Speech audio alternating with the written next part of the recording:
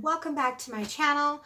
Today I have a mega haul for you. If you did not watch my last vlog, then you would not have known that my friend Lane came down from a city probably about 4.5, 5 hours away from me, and we had not seen each other in a long time, and she had just started her YouTube channel, so we wanted to get some collab videos going. And we filmed a Bestie Buys My Books video, which is going to be up probably in a couple of weeks. But that means that we went thrifting. Y'all know me when it comes to thrifting. Y'all know me when it comes to buying books in general. I have a severe problem. I bought a lot of books and I'm so excited to show you guys what I got. So we went to the thrift store, that one that I've told you guys about before, where they always have a sale on where if you buy 4 books, you get the 5th one free. So we went over there, and sorry, this is like driving me nuts, and I know it's probably gonna drive you guys nuts too, so I thought I'd just like comment on it before somebody else comments on it. I'm sorry about my nails. They're half done. They're not even half done. They're a mess. Moving on. So the first book that I picked up is Agatha Christie's Taken at the Flood. And I mean, Agatha Christie. I can't, like, do I even really need to say anything more about this? It's an Agatha Christie book. It's going to be fantastic. It's going to be mysterious. It's going to be a classic mystery. I'm going to love it. The next book that I got was The Secret Hero by Rhonda Bryn. Wow, it's going to be one of those days where I can't talk. Perfect. So this is the author of The Secret, which I have recently become absolutely obsessed with. There is a documentary on Netflix, and it is based off of the book by Rhonda Bryn. And she has several in this kind of series, and this is, I believe, the 3rd one. So The Secret basically talks about the law of attraction and how by changing your mindset, you can absolutely change your life and completely transform anything that you want. So just by visualizing in your mind that you already have these things that you want, they will come to you. So, I mean, that's kind of a very generalized view of it. I have become recently obsessed with this law of attraction. I did a video on it on my other channel, which I will link in the description box down below if you're interested in learning more. But basically, how you think and how you respond to situations around you can absolutely influence your life. And this is the follow-up to The Secret, and basically it talks about all the people that, well, not all the people, but a bunch of people who have followed the law of attraction and followed these principles from The Secret and have realized success in their life. So this one I'm very, very, very interested in reading, and I'm so happy that I happened to find this at my local thrift store. The next book that I picked up is The Summoning by Kelly Armstrong, and I'm not 100% sure, but I think I might have already picked this one up. And you're going to find in a minute that I've done that a couple of times in this haul. Like, this is getting bad. I actually need to stop buying books because I am forgetting what I have on my own shelves and rebuying books that I already have. So I'm pretty sure that I actually have this one already, but I might not. It was only $1.99, so that was good. But basically, this teenage girl starts seeing ghosts out of nowhere, and she gets sent to this home for unstable teens. And the home is not quite what it seems, so I'm not sure if that means like the teens are all dead or what, I don't know.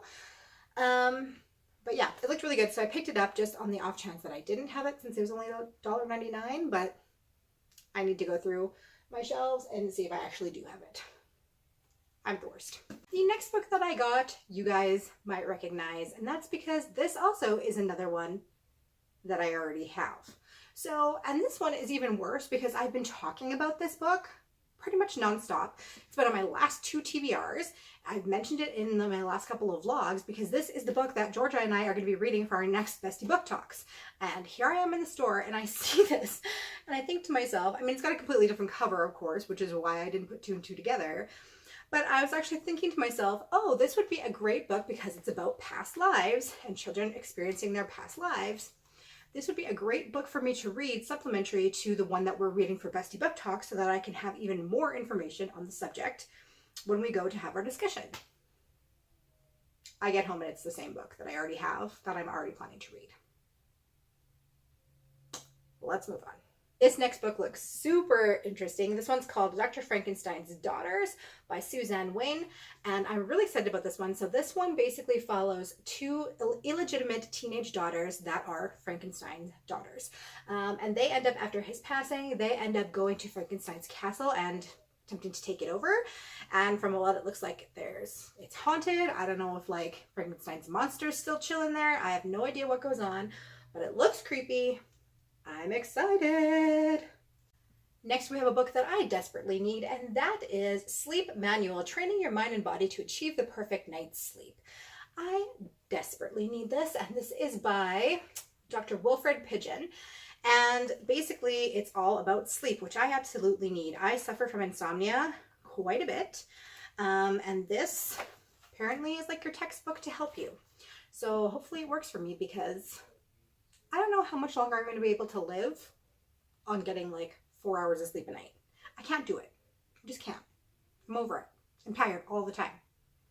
Hopefully this helps. This next book I'm also really excited for. This one's called Peter Nimble and His Fantastic Eyes by Jonathan Auxier. And I read a Jonathan Auxier book. I have one actually. Actually, I think it's like really close around here somewhere.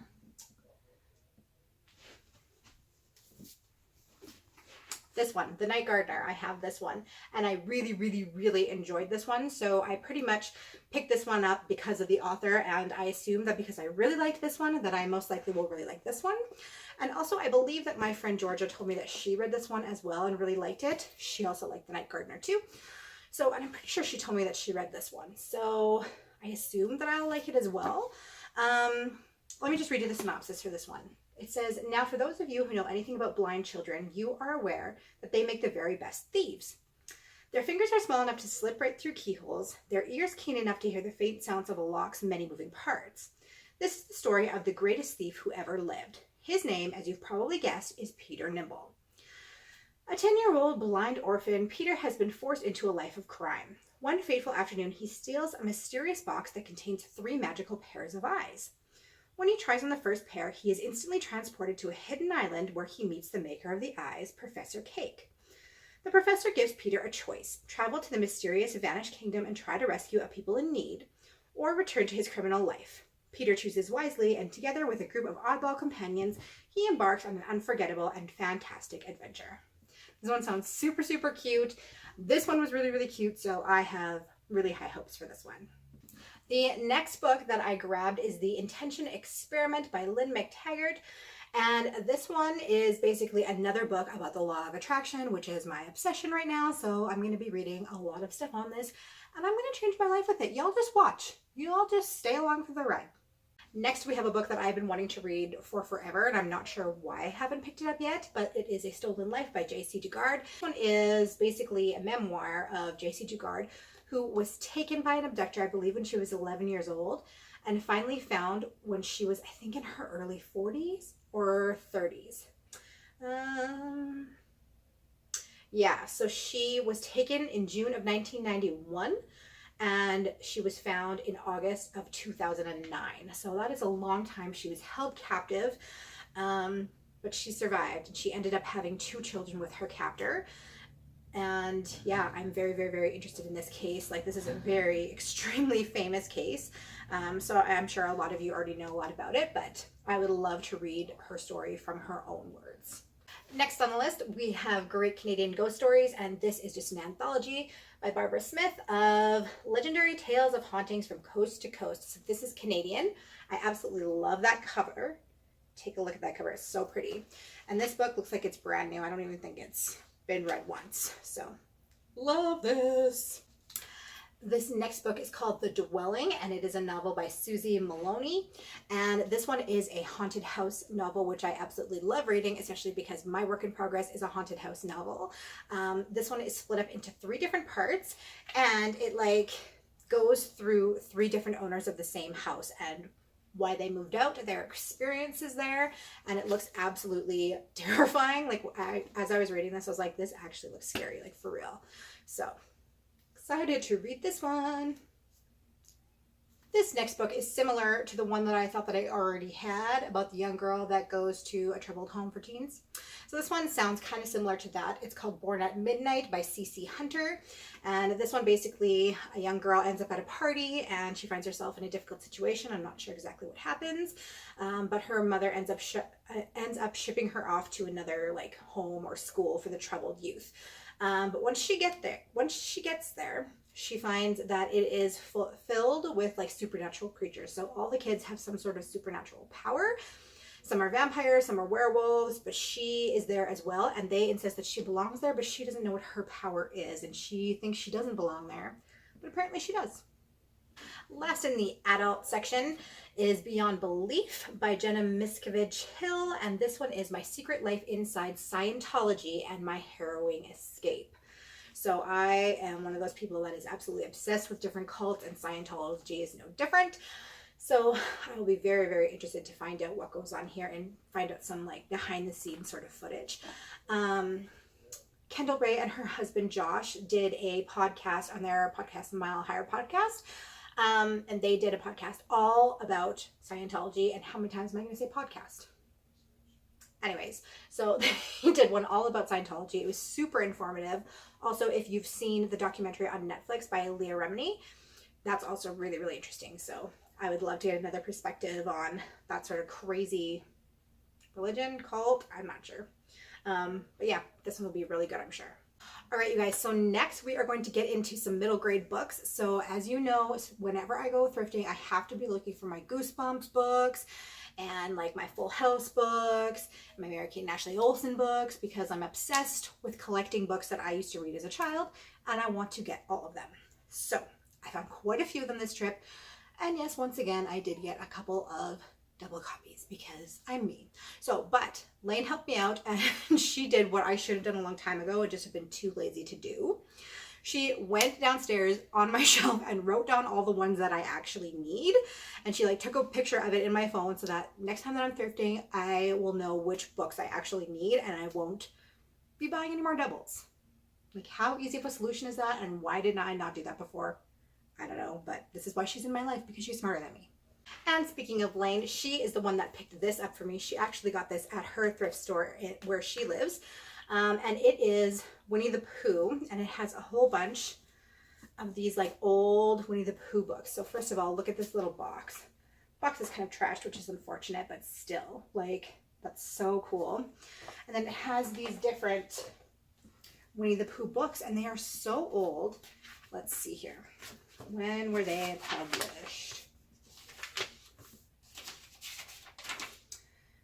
They were published copyright 1926, copyright renewal 1954. And this one was the 24th printing of April of 1981. So these books are older than me. And they're still in a really good condition. So this one is Winnie the Pooh, The House at Pooh Corner, When We Were Young, and Now We Are Six. So these ones, obviously, I did not read growing up. They're a little bit before my time, but I just absolutely had to have them. She Snapchatted me when she was looking for stuff for me at her thrift store. And she found these and she's like, do you want these? And I was like, yes, I need them. So excited about those. So next I got a couple of Full House books.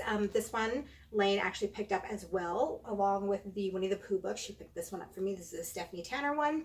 And then I found a Michelle one when we were out thrifting together. So these are obviously just episodes of the old Full House series, which I grew up on and absolutely loved. Then I got a few more Mary Kate and Ashley Olsen books. So I got some Adventures of Mary Kate and Ashley, and this is the series that I was obsessed with as a kid, where they are detectives and they're solving all these little mysteries around their town. So this one is The New Adventures of Mary Kate and Ashley, The Case of the Ballet Bandit, and The Case of the Clue at the Zoo.